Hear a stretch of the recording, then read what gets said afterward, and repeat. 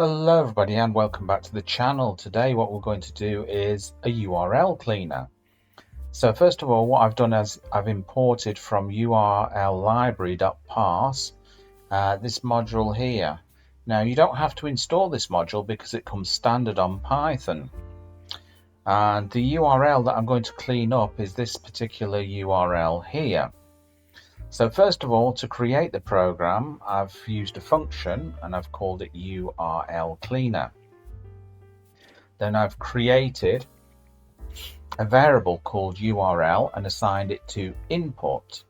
This will get the user input, and I've told the user to enter the URL here. And I've created another variable called domain and assigned it to urll.parse, the url.netlog. This is part of this module up here.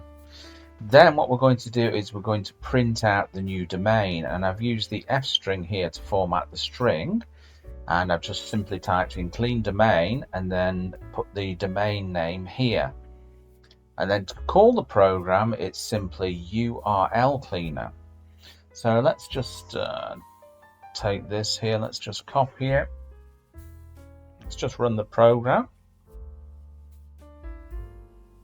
Make it a bit wider there so you see the message there telling us to enter the URL. Let's just paste the URL in there.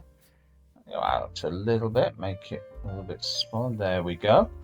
Let's hit enter. Let's just clean this up. Okay, so there you can see it. The clean domain name is example.com. So thank you very much for coming along with me, and that was a short but simple program and very useful in the real world. Remember, if you're not already subscribed to the channel, please consider doing so.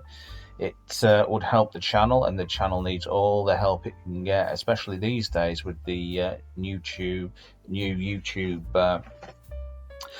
rules and regulations and that. And while you're at it, you can drop me a comment, give me a big thumbs up, and I'll see you in another video. Bye bye.